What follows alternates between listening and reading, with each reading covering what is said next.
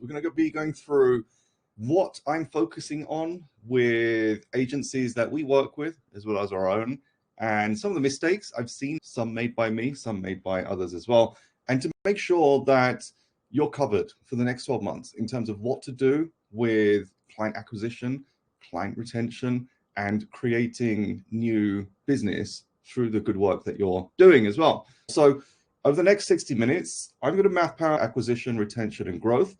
And then I'm going to go through some of the tools that I think you should be using from the BPM method, and then also covering off different ways to acquire and also to retain as well. So looking at kind of how we consider agencies. So there are three parts running an agency, and there's a reason why I focus on one more than the other. At the top, you've got acquisition. So you need some place to start, and I get that. You need to, you're going to be at different levels. So if you've got no clients, you want to get clients and you will start to grow.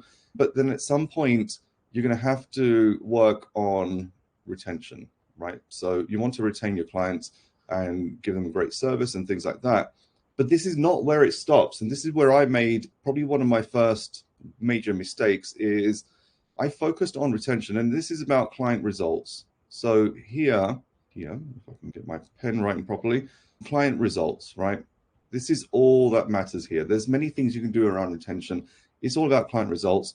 This is about client promises. So I'm just going to write promises here. The reason I say promise is you don't really, when you sign a client or if you're running lead gen, they don't know if it's going to work or not until you've actually shown the results, and that's through retention, right? So here you're making promises. Hey, we can do this for you. We can do that. We can scale this. We can change your life and do all these cool things. But the truth comes when it comes to actually producing the results. Doesn't matter what niche you're in, what you're running.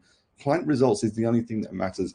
This is the biggest thing that we drilled into our team in our agency was everything about client results. Because if we get paid every single month, it's only because we're getting client results. If we are getting paid more by clients, it's only through client results. And the third one is growth here, and that only happens through client results.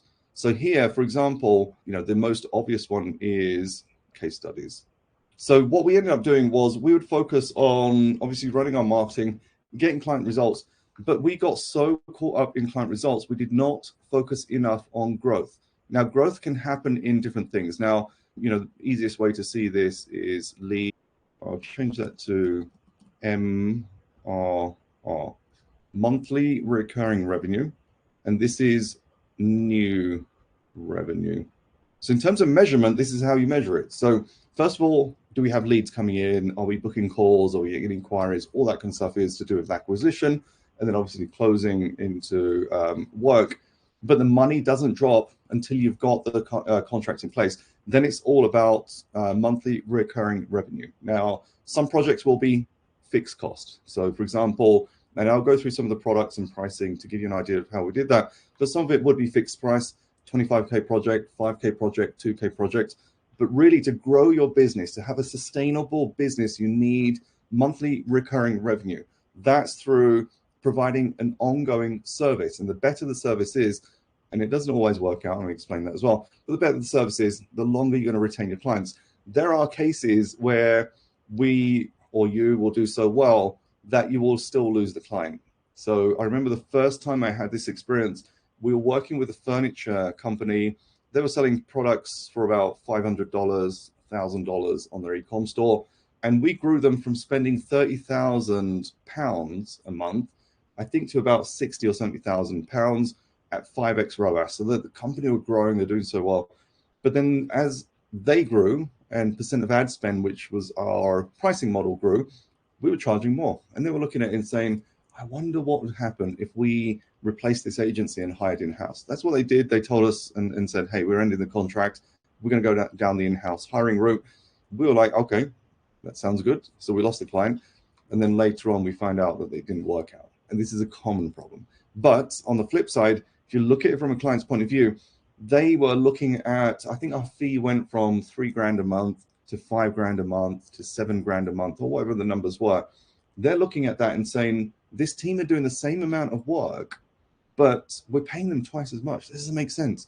And that's when I realized communication is so important here. It is like, if we look at client results, and I say that's the important thing, there are many things below that that often we all miss out, and we missed out back then, which was not just, hey, we're doing reports. Reports is an easy way out. That's what we used to do, weekly reports.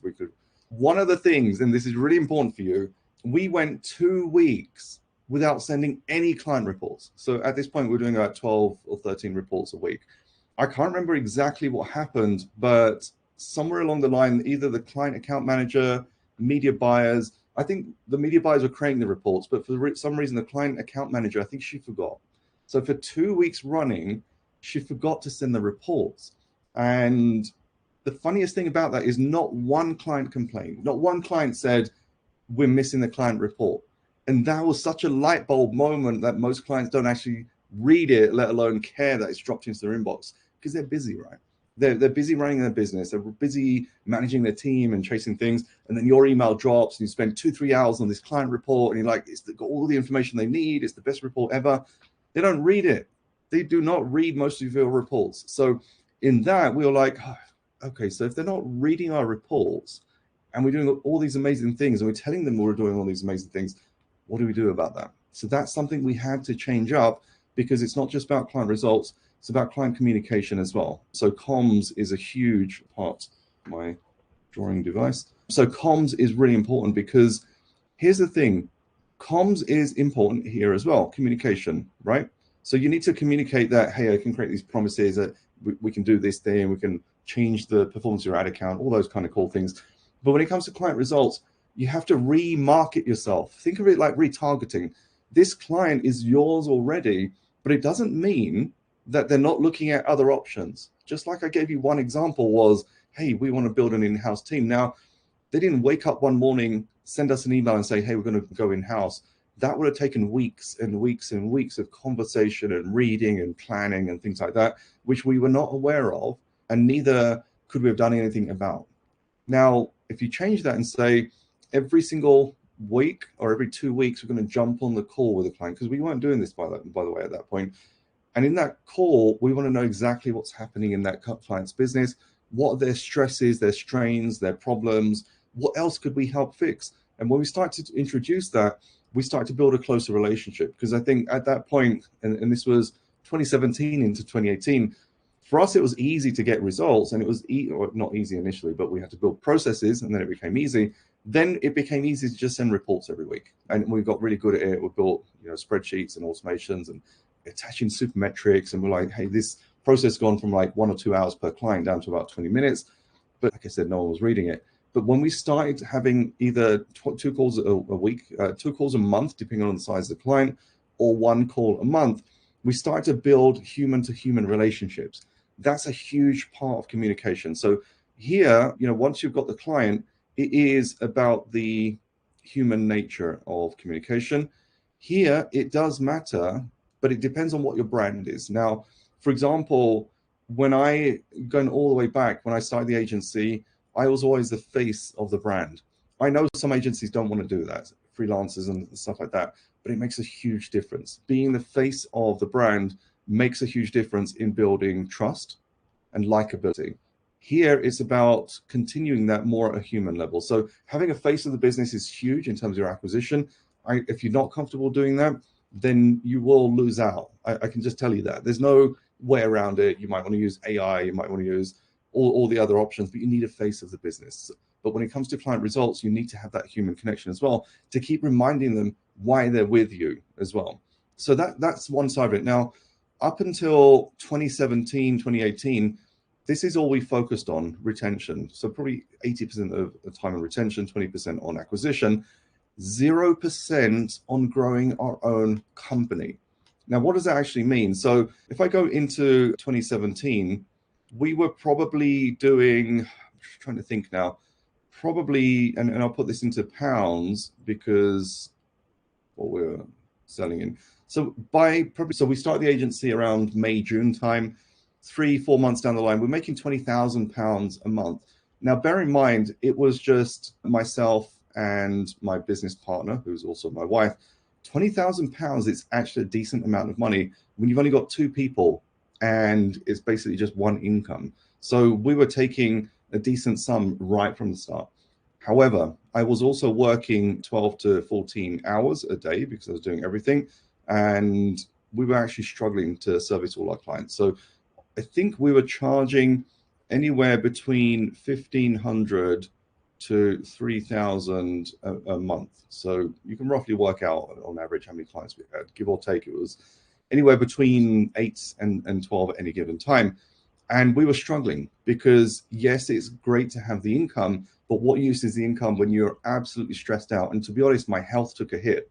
I was working late, just eating nonsense, chocolates, ice creams, all that kind of stuff, just to keep myself going through the night. And one of the realizations I had was we started this agency because for the 2-3 years prior to that, when I was contracting and I was working with different companies, I was commuting a lot. So I was traveling between house and work anywhere between 30 and 90 minutes a day. So that's time just kind of dead. I was reading and listening to music and podcasts and stuff like that. But essentially, I wanted to get away from that because I wanted more time with my family. Well, what happens when you start your agency and you're working 12, 14 hours a day, even though you're working from home or from a cafe or whatever it was, you're not having the time with the family. That's the thing that was important for me. So then I kind of realized we need to start hiring and we need to start getting into a position where we can start delegating stuff out. So hiring is one thing. It's quite annoying. Let's see if I can move this at all. So hiring is one thing, but it's also about delegating. Delegating is actually giving responsibility to other people. Hiring was the easy part. Delegating was actually harder than it sounds, especially when you're starting out in business. When it comes to hiring, you can go to many places. You can, LinkedIn, Upwork, and all these other places. Hiring is not difficult. Delegating, I had to learn really fast. Now, prior to that, I've had in-house teams, but often processes were there and we were kind of just feeding in. And this was the first time I was working virtually with a team as well. So I was having to actually think about how to train people up.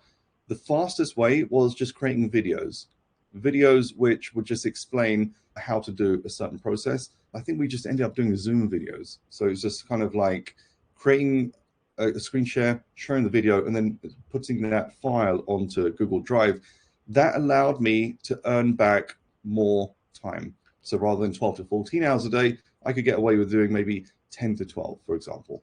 Our very first hire was a VA, a virtual assistant. She was based in the UK, and her job was to take over anything that was not adding revenue or profit to the business. So, for example, if we'd closed a client and we needed to draw up a contract, send the contract, chase the contract up, file the contract, they're small things, but it's something I shouldn't be doing as the business owner or my partner as like the ads media buyer as well. So we kind of started going through and saying, right, what are the things that we can start to delegate out? That went to the VA. Next hire was a junior media buyer. So someone who can actually take away, again, the stuff that's not creating revenue or profit. So if, for example, I had to chase a client for assets, give me some images or copy or video or access to this and that, media buyer can do it. Or uploading a campaign creative, or even doing a report and filing it and sending it to the client. Those are the things they start to send out to a media buyer. Then we made a hire of an account manager. That account manager also started to take some inbound leads as well. So the account manager's role was coordinate or project manage the media buyer and make sure that clients had everything they needed. And we're checking in, we're getting access to what we need. We knew what promotion was coming up. We got codes set up, whatever needed to do. Plus, this account manager started to take inbound leads. So rather than me or my biz partner reading through them, she would actually go through and she actually started to take sales calls. So by the end of 2017, this is kind of how our team looked like. So an account manager, media buyer, virtual assistant, and two of us. Our revenue was about the same, 20 to 25K. But one of the mistakes I made was we didn't replenish the revenue. So where I mentioned 20K for two people, where it's only one income, because husband and wife is very good, all of a sudden, we went from paying ourselves an okay salary to actually paying ourselves zero because we had no money left. Because by this time we had software, we had freelancers doing some copy and creatives, we had a virtual assistant, media buyer, and account manager. We had no more money left. So we went from, I think for 3 months, kind of taking home 10 to 15K a month for us, which is very good. Then we went from that to taking zero. So that creates a new problem. because now we're working 8 to 10 hours a day with zero income. So in 2018, we decided to change things up and focus on this thing here, which is our growth. Because by the way, in 2017, we were going for any and every client we could get. So we had clients doing app installs, we had clients doing kind of local lead gen, we had e-com, we had digital downloads, products, selling, coaching, consulting. We had clients in literally every niche that you could think of. We had two-sided marketplaces, we had B2B, et cetera, and our pricing was all over the place as well.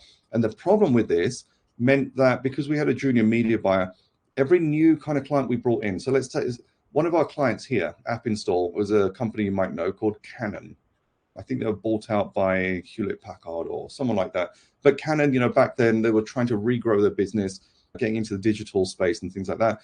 Huge client to have on the list. They were paying us, I think, $3,000 a month, which sounds okay, but also I needed to be in their office every single week for their marketing meeting. So it was actually more expensive for us because me being out of the office, being in their office for an hour call plus an hour commute, and loads of communication and stuff like that. We were kind of underpaid. We didn't really get enough money. So this client took a ton of my time, which meant, let's say we took in this B2B client, I then now need to write a new process, start running the ads, and then delegate that out to the team.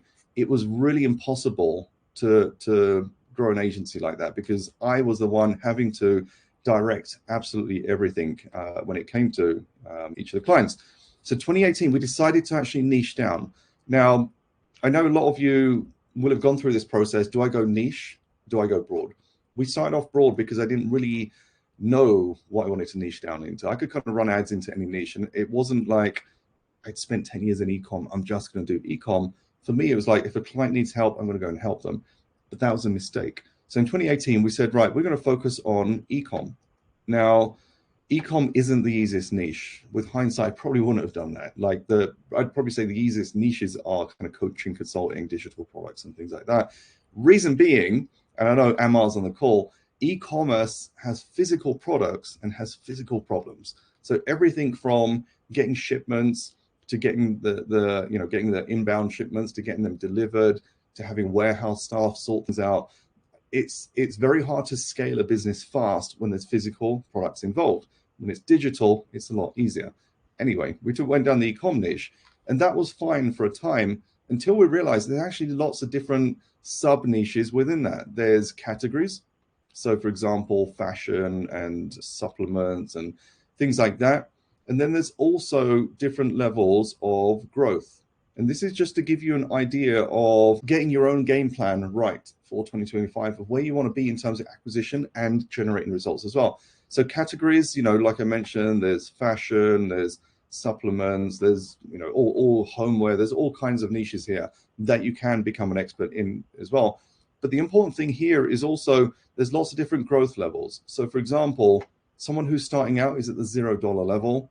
You've got the 10K a month, you've got 25K a month, 50K a month, 100K a month plus. That should be 1 and 0. And many levels beyond that as well, 1 million. So if you look at this, what we actually realize through trial and error is the budget and the flexibility depends on where they are. So for example, we look at the budget of a client that's just getting started versus a client doing 1 million a month. This budget is kind of endless. And what I mean by that is, when we've got a client that is in the 1 million a month space and they're doing 2 or 3x ROAS, let's say, they're spending 300K a month on ads, but they're willing to spend more as long as you're making money. So for this one here, we've had clients doing 300K a month. For these ones, they might be starting off at literally just $100 a month. What I will tell you is it's easier to get results for this client than it is this client, because the amount of effort and work and stress that you have to take on as the person generating results is that much higher. And I know a lot of you will know this already, but I'm just reiterating how we made these mistakes. And then we realized we don't want these clients. We don't want these clients. We want these ones. Now, the reason is this. if you look at the advertising core four, and I hope you've all looked at it because you're in ad signals, there are certain things that we look at. So product, audience, offer, funnel. We also judge our prospects based on this as well. So if a client comes in now to our agency, we'll do an AC4 audit. And I encourage all of you to do the same. We will grade the products out of 5, the audience out of 5, the offer out of 5, and the funnel out of 5. Now, what this tells us is how easy or how challenging or how time consuming the project's going to be. And then we went through a grading system, and we actually realized, and you'll know this from seeing the AC4, that if the score that comes back is 17 plus, that's good to scale. So that means, it could be a 5, a 5, a 4, and a 4, for example. So that's 18 out of 20, which means they have a great product, they understand their audience, got a great offer and a great funnel. Clients would come to us doing, let's say, 50K a month, and they'd be graded at a 17 or 18. And we'll look at this and say, why are they struggling to scale? And often it's just they don't have the experience. Or, for example, it's a single owner who's running an e-com store. This is quite a typical example. They're doing 50 to 100K a month. They don't really know how to get to the next level, but they've done an extremely good job of getting to where they are. We'll do an audit on the AC4, 17, 18, whatever it is out of 20. They're in a great position. But when we look at the ad account, it's a disaster. If we look at their tracking, their reporting, their pixels, the way they're running ads, the way they're doing their testing, their scaling, there's so much more we can fix and improve. For us, that's an easy win. Now compare that to someone who's at the lower levels. So I would say kind of 10 or lower, that client is not ready to scale. So often, the product is a 3, audience is a 2, offer is a 2, funnel is a 3, something like that. So they'll score an 8 or a 9 or a 10. And, their revenues are 10, 20K a month. They're really struggling. And it's because it's just a complete mess. They don't really have a clear idea of who their audience are and how their product fits into their life. The offers they're running, they're extremely poor. The ads are really bad. The funnel is bad and things like that. And we realized we don't want those clients because they're actually harder to work on. So then we had a different level of kind of between I think it was, I'm trying to think, I think this was probably 15 plus, and this was like 11 to 15. And we realized, they're okay clients as well. But then what we realized here was when a client was at the higher levels, they're ready for scaling. Yes, there's some kind of fixing work that we need to bring in. We would offer them our full account management program. We called it FAM internally for short. So our FAM was, we will run your ad account, we will, optimize your funnel, improve your offers, we do the copy, the creative, everything like that. That meant that we took a huge burden off their plate. So for example, bear in mind, a lot of these clients were in the 50 to 100K stage.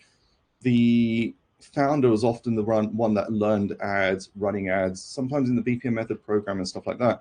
So now imagine my own scenario where I'm working all these hours, making this much money and things like that. What happens when I come in and propose to them, we're going to take over your ad account. We believe that these are the steps that need to be taken. And we're going to save you 3 to 4 hours a day out of your ad account. We're going to take that over. You can go and do something else. That's a huge relief. And it's a different way of selling than saying, hey, like, for example, one of the typical ones is, if we don't get your results, you don't pay. That doesn't take the pain away from the business owner. The pain is I'm spending a ton of time on ads. I can't look at product research. I can't improve my fulfillment, my logistics. I can't go and plan the campaign for 2 weeks' time. I can't do this, can't do that. You have to look at the things that they can do to help grow their business from 50K to a 500K a month and enable that for them, because you're taking a burden away, which is running ads, which can take, half a day of their time, and you're going to do it better and you're going to do it more profitably. That made it easy for us to sell our FAM services because we're focusing on what an entrepreneur or a business owner needs. Now, for these guys here, doing at the 11 to 15 stage, often it was the offer, audience, or funnel that needed work. And often it was, somewhere around the audience or offer. We knew that we could scale them, but we needed to do some work ahead of that. So we would still offer them the FAM service, but with a slight difference here, that we would also offer our, I think it was ASAP, our ASAP service as well. So What we used to do is going all the way back. When we used to bring in all these clients, we used to just take them on and say, hey, we're going to run your ads, we're going to take over everything, etc., etc. But then we'd come in and realize there's so much to fix up. The pixel's not set up properly, worse than we initially thought. The ad account's going to take ages to fix. They don't have tech resources. We're going to have to get freelancer in, things like that. So what we actually ended up doing was, for these clients here, we'd say, right, rather than take you on as a monthly customer. So this was, I think initially it was like 5K a month plus 10% of spend, and then kind of whichever was higher. Instead of offering them that, we gave them this account setup accelerator program as a fixed contract cost. So for example, we'd say this is going to cost 15K for 3 months. And in that 3 months, here's what we're going to do. Step 1, step 2, step 3. So often it would be, hey, we're going to do a deep audit on your ad account. So ad account deep audit. We're going to rebuild your 5W avatar. We're going to rebuild your full funnel, or build your full funnel system. We're going to implement, whatever it is, all the steps in the BPM method.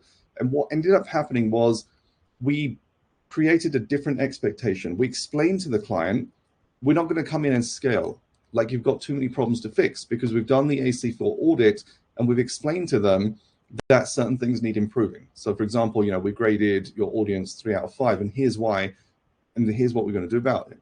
Here's why we graded your offer X, 2 out of 5. Here's why we graded your funnel 3 out of 5.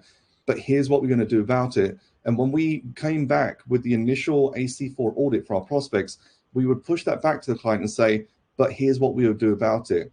And rather than say it's going to be 5K a month plus 10% of ad spend or whatever, we gave them a fixed cost. Sometimes it's 10K, sometimes up to 25, up to 30K, depending on the size of the project, size of the client, and things like that. But on average, 15K. So what that allowed us to do is take away the burden from the client of worrying about, are my costs going to increase and things like that. Take away the pressure from my team of, trying to get the ad spend up, because this is the wrong metric for our team. If we know things need fixing, we don't want to spend as much money as possible as fast as we can. We're going to fix the right things first. So essentially, we'd fix the foundations. So this is all foundational work here. Then we'd go into scaling. Now, in some cases, by about 6 or 8 weeks into the project, we'd be into scaling mode. So, if a client was here initially spending 10 or 20 or 30K a month on ad spend, we'd still continue spending the same amount and continue optimizing. We're optimizing their ad account, their structures, their pixels, things like that. But then we're going to scaling. So the goal was by month 3, we are now into scaling, but we're not charging this. We've already told them in advance what our standard fee is, but we're not doing that yet. So then by month 3, we renegotiate the contract and saying, hey, if you want to continue with us, it's whatever it is at the time, 5K a month plus 10% of ad spend. And it was a no-brainer for the client. But here's the other thing it allowed us to do. We also had a choice by that point of whether we wanted to continue working with that client or not. So we were not tied in as well, because some clients you find out too late are a complete PITA, pain in the ass. And they're the type of clients that you don't want to get tied into. So there were occasional times where we brought in a client like this, done the 3-month project. At the end of it, we told them, hey, we've got your results, it's all been great, but we cannot continue working with you, and we'll give them reasons why. Sometimes it was a bit more direct, like our team found it difficult, whatever it was. Other times we'd just come up with different excuses and maybe just say, look, we don't have capacity or whatever it was. But it allowed us to still deliver a good service over that time period and leave them in a better position than they were before they started, but also give us an escape as well, because those clients are the worst. They're the ones that will make you dread checking Slack or emails and, chasing payments and whatever it is, all these kind of crazy things that come up. And by the way, the 15K over 3 months, we'd often just allow them to split it in 2. So first half was due when we started, so 7.5K, for example, on day 1, and then the rest was due in 6 weeks' time. You can create some kind of flexibility for your clients as well. But the key thing here was making sure that the clients coming in were the ones we were wanting to work with. When we were kind of scaling up our lead gen and generating lots of calls, and we had more clients coming to us than we can handle, it became very easy for us to tell our sales closers, only bring in clients that we can scale that are at the 17 or 15 or higher. And the cool thing about this was If you imagine a call comes in, so we have a sales call, that sales closer would then pass it back to either a media buyer or an account manager to do the AC4 audit. Once that was done, the call advisor on a second call, for example, can go back and know exactly what to pitch, how to pitch it, and how to decide whether we want to convert that client or not. So if the result was, this client is 16 out of 20 on the AC4 scale, then the call advisor with their script knows that that's a really good client and has some flexibility on the pricing as well. So in some cases, we did manage to get it up to 10K a month. So 10K a month plus 10% of ad spend. And that's because the call advisor knows the numbers behind what the business is doing, what they're willing to invest and things like that. And also the amount of work that we need to do and things like that as well. So some clients, for example, were more comfortable paying 10K a month plus 3% of ad spend. Other clients would be more comfortable paying 15K a month flat fee. So they're all things that the person selling the contract can have some flexibility on, because if you look at 5K a month plus 10% of ad spend, what do I need to make 15K? Well, that's 5K, which is the base, plus 10% of what? 10% of 100K a month. That's the 15K right there.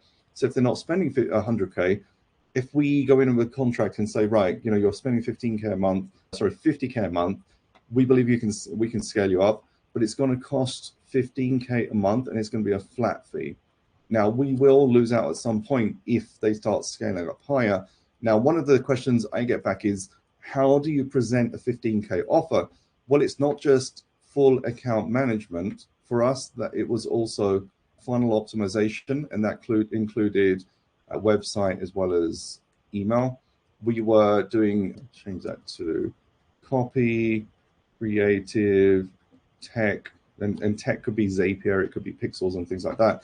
So it makes it easier when you're proposing back, and I don't know why it's all going slanted. I think it's just the position of my pad. But the way we would present this back is say, hey, well, if you had to hire a tech resource yourself, that's already 2K a month. If you're doing copy and creative, that's already 3K a month. If you've got someone doing funnel optimization, that's already a kind of 3K a month. So 3, 6, 7, 8, and then we'll say, that's 5K a month and whatever.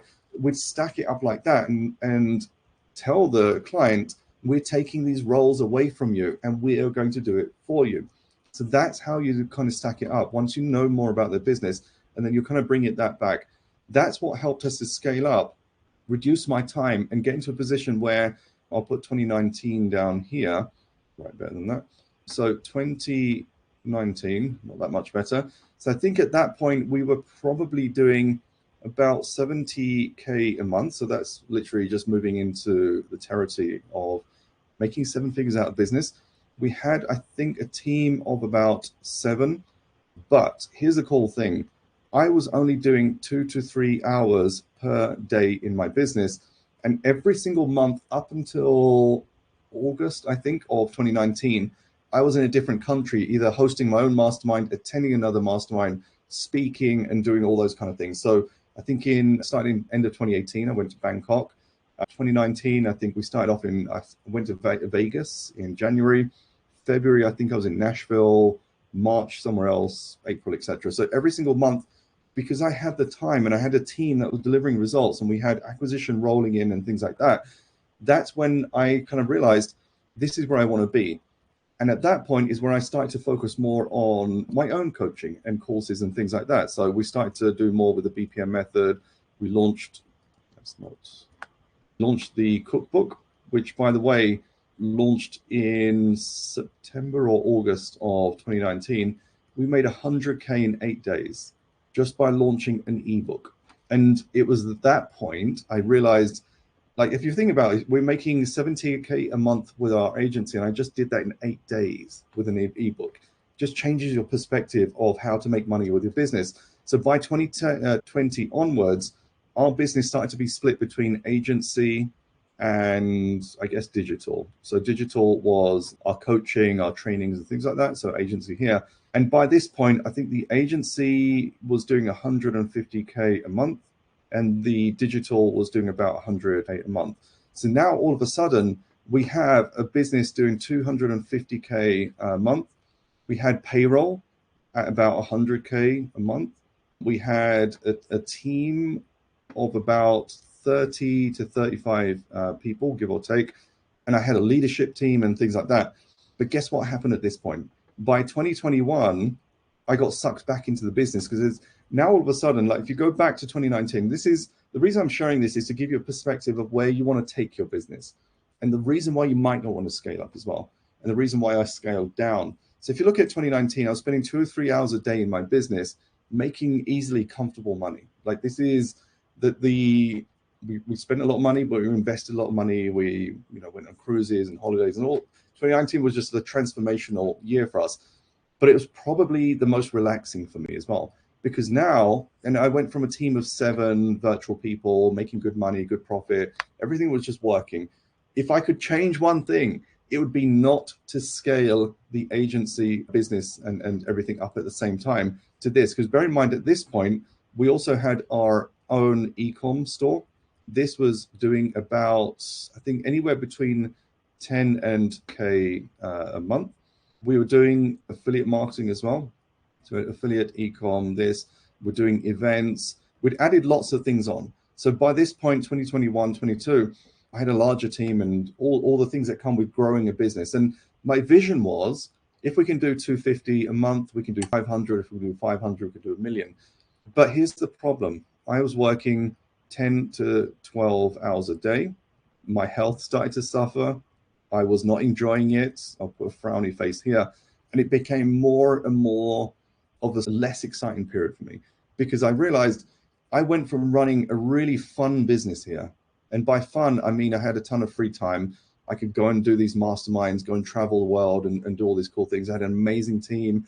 Everyone in the team, it was a very intimate team. 7 people is not a huge number to manage. It doesn't need structures. It doesn't need HR procedures. It doesn't need reviews and goal setting. And we were just all in flow. We didn't have separate individual goals and all these conversations and deep dives. By the time we had a team of 30, 35 people, I had an ops director. I had a director of kind of sales. I had a director of, what we would call it, like client services. They were reporting into me, and then below them was a structure. They had their teams. So we had like 5 or 6 media buyers, a couple of account managers. We had in-house designer, copywriter, tech person. We had a couple of salespeople. We had some in-house bookkeeping, accounting. We had lots of these people in the business. And then we had lots of freelancers and stuff like that. But then my role changed. My role was no longer enjoy yourself and grow the business. I felt like I was more of a HR manager.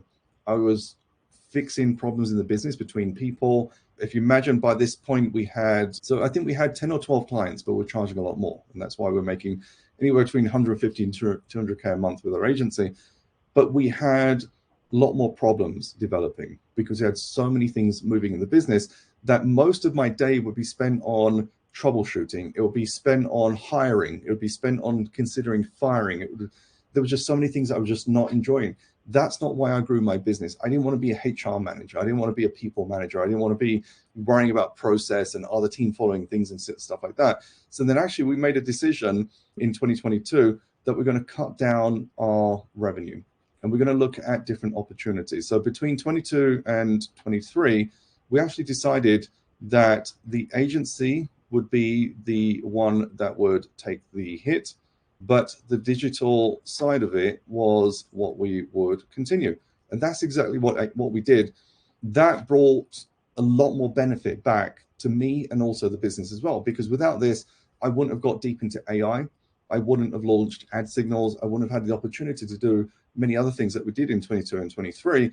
And that helped me realize, although I enjoyed the agency and the agency gave me a great start, there's a lot more to it than just getting clients and running their ads.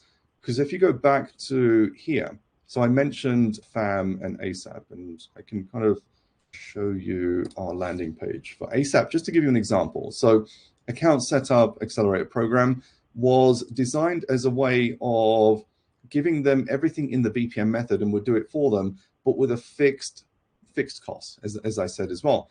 And we realized some of these products can actually be sold as separate products, and we can actually white label with others as well. So we don't have to build the team internally. So when you look at your services and your products, one of the things I realized for me, for example, is I don't enjoy managing large teams. I love working with small teams. I love teams where I can just tell them to go and get on with it, and they do it. What I don't enjoy is creating planners and trackers and keeping an eye what they're doing and making sure they're doing the right thing and following process and things like that. And that's something for you to think about as well. There is no right or wrong path. Some people, I know a friend of mine started his agency at the same time as me, grew in a similar way. I think they're up to about 500,000 a month. They've got 90 people in their team and they've got like 30 or 40 clients or whatever it is. But they have a very clear goal that they only want to go down the agency route and they want to sell their business. And they're probably a year or two away, or maybe even closer, to get into the position where they can sell their business profitably. I didn't really have that goal in mind. I wasn't as clear. As you can see from my kind of route in, there were lots of different ways that I took it. I didn't really have that awareness to say, right, 2017, 2018, we've got a growing agency business and we're going to grow it and sell it. We could easily have taken that route, and I could have not easily, but I could have gone down a similar route of growing from 150K to 250K to 500K and being single-minded about that.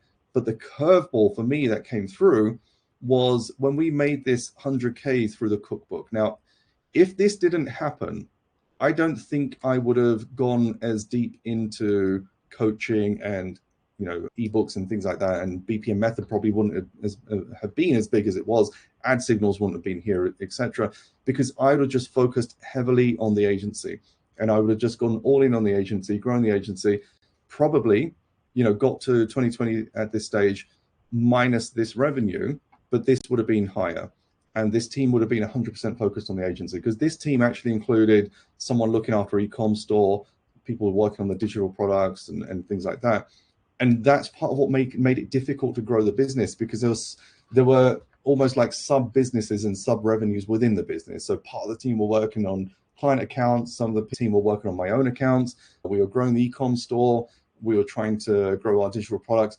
It became very clear that I was running multiple businesses, but I was not prepared for it. So on the one hand, I've got an agency business. On the one hand, I've got a digital business, got an e-com store, got affiliate marketing going. And that made it very difficult. Now, had I, for example, just focused on agency, I probably would have got to the position of selling it. So, that's a whole different ballgame in terms of building your company up to sell, but it's very doable. And coincidentally, around the 2020-21 time, we had about 3 or 4 inquiries from companies that wanted to buy my agency.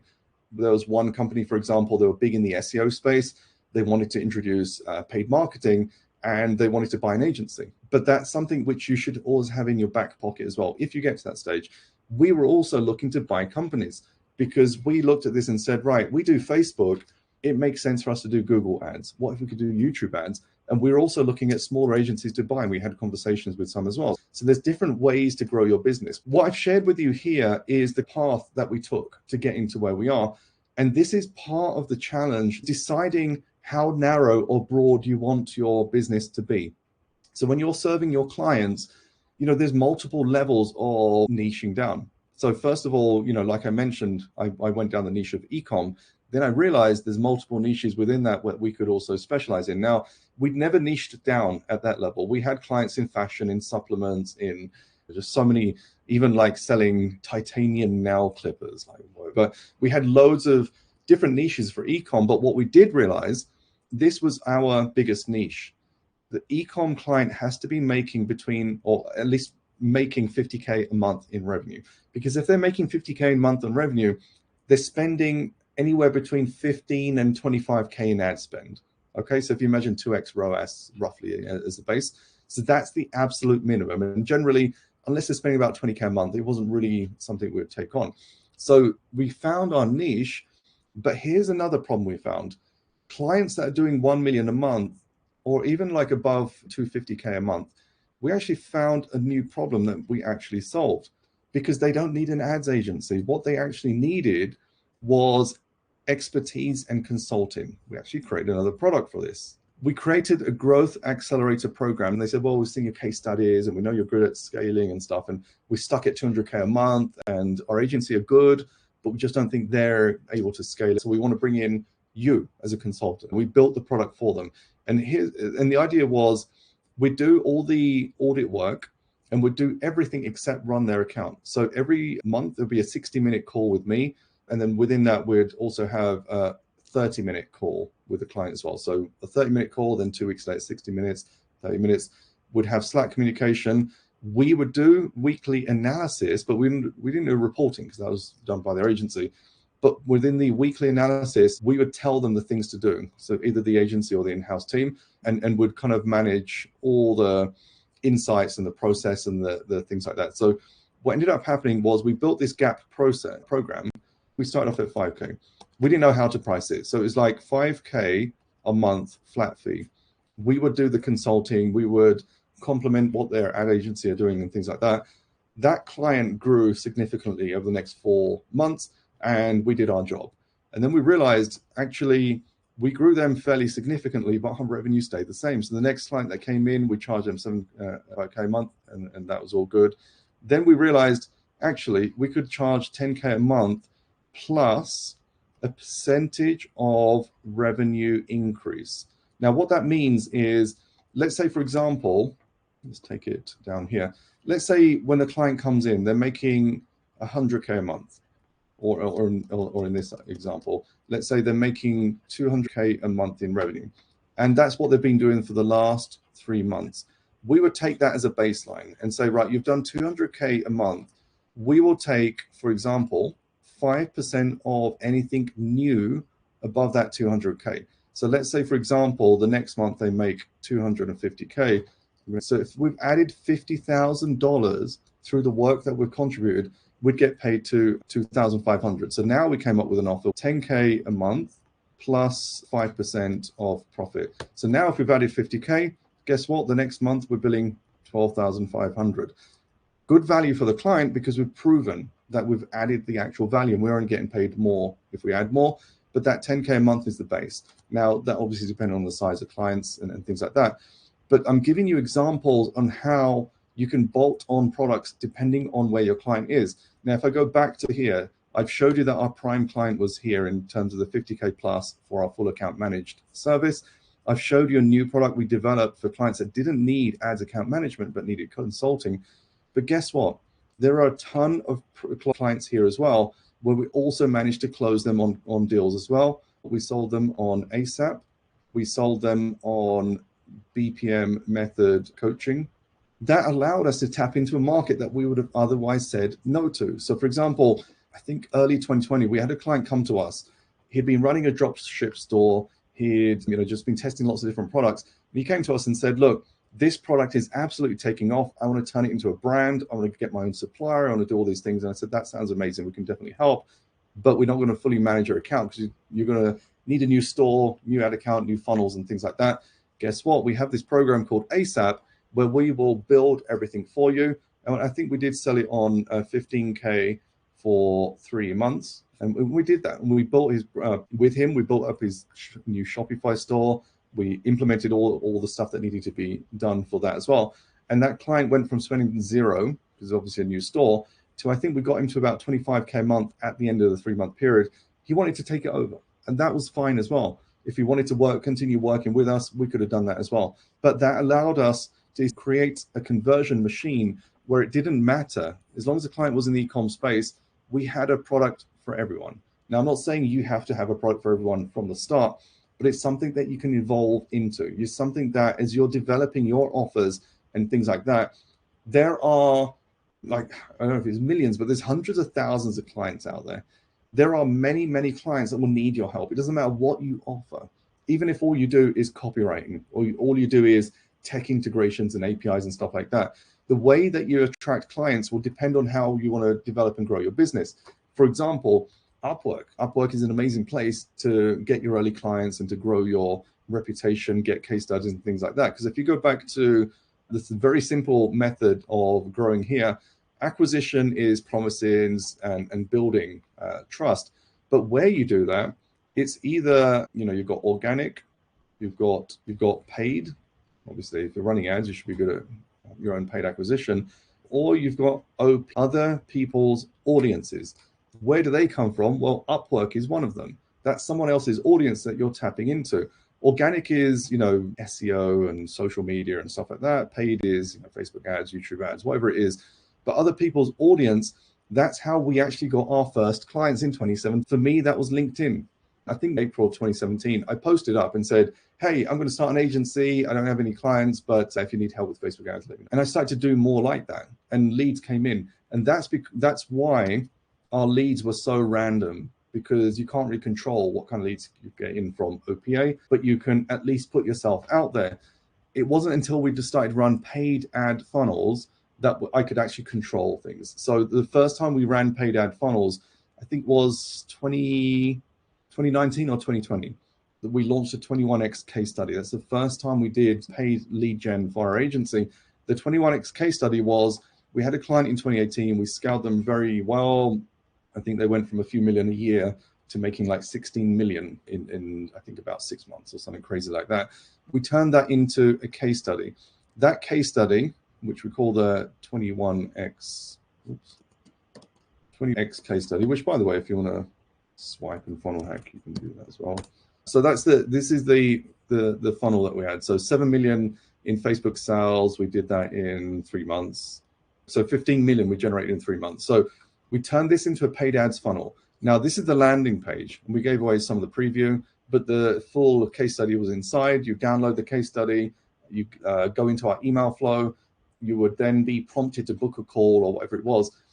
We generated a number of calls, and this grew our business significantly in 2020, because now all of a sudden, we said we can scale e-commerce. This is how we did it. And we gave away all the secrets, because we knew for the right client, they'd look at this and say, this is exactly what we need. And that's exactly what happened. That was a key part of growing our agency.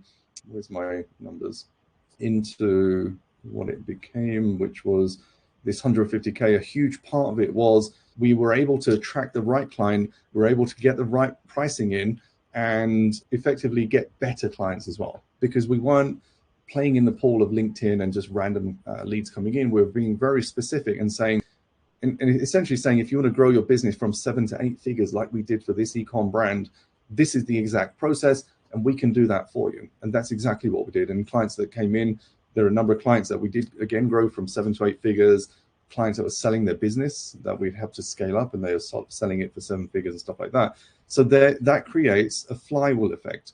And one of the amazing things about that is the more case studies you create, the better the flywheel of acquisition gets. And this is my method of growing the agency, which is the more case studies you generate, the better the leads and the more closer they are to your avatar as well. So you're no longer going after Upwork and hoping, you're applying for contracts or whatever it is, or in LinkedIn.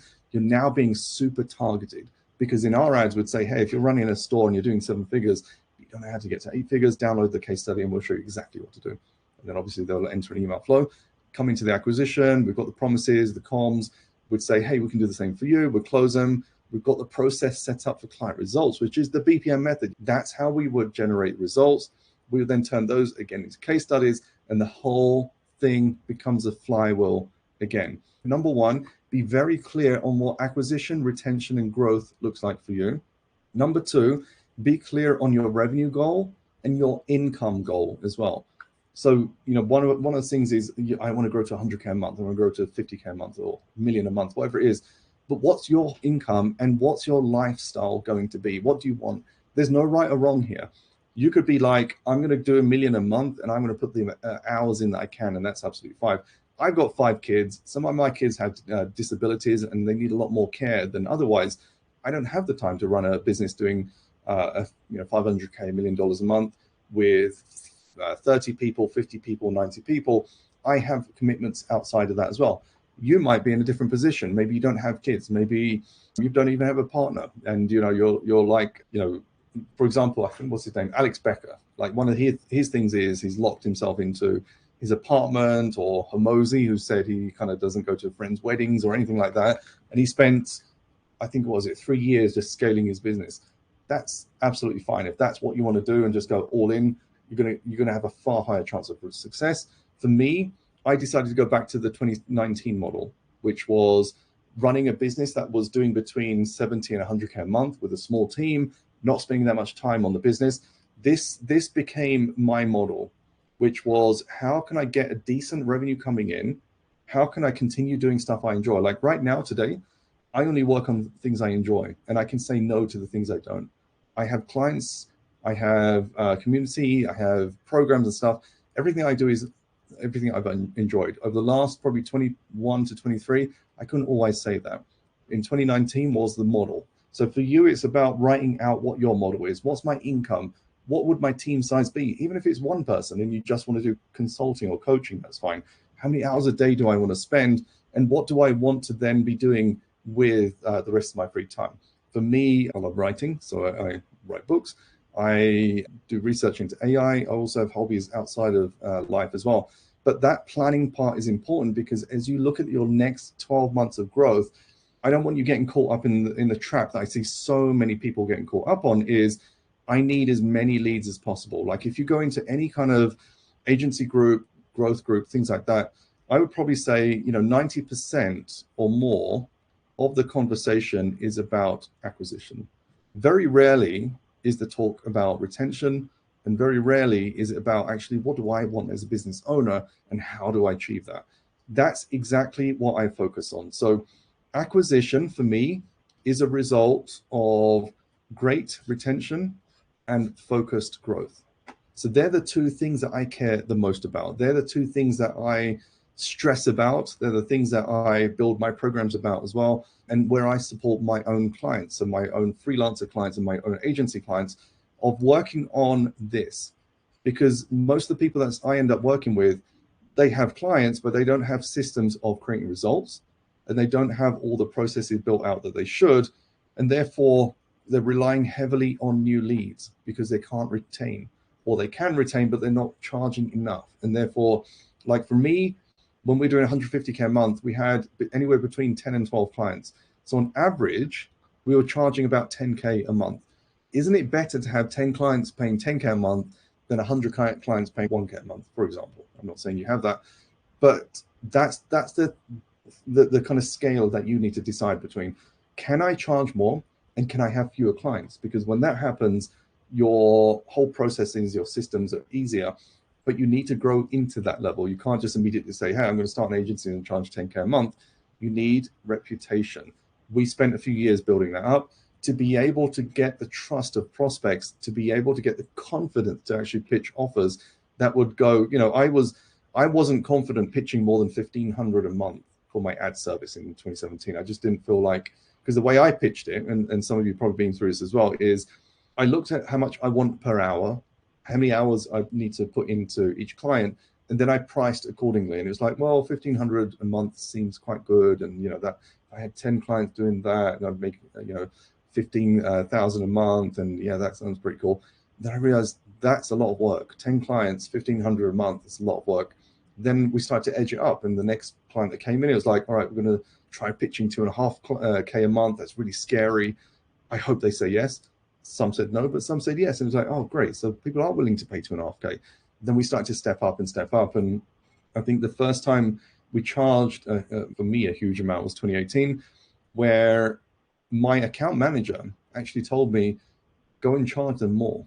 Charge them 10K a month. And I'm like, that's not happening. We charge 3K a month. We cannot do 10. But then I spoke to a friend of mine who was running a large agency, and he kind of talked me through it and said, can you provide results? Yes. Have you provided results? Yes. Do you have the experience? Yes. They can afford it. They're doing 7 figures a month already. They want to grow to 8 figures. Why would they not invest 10K a month with you?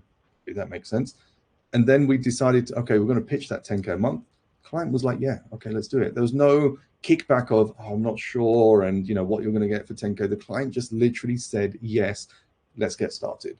And that for me was a realization that a lot of the growth goals that you guys have, and for us that we had as well, comes down to confidence. It's not even about ability or anything like that. Your growth is going to be on confidence, and that confidence is about knowing exactly where you want to get to, exactly who you want to work with, and then building a path. Like I said, be clear on your path. What do you want for revenue? What do you want from your lifestyle? What do you want from your team? What do you want from your clients? Get those mapped out and you'll have an easier and clearer path to success. And I'm looking forward to seeing the impact that you can make for yourself and your business over the next 12 months. Cheers all, and have a great day.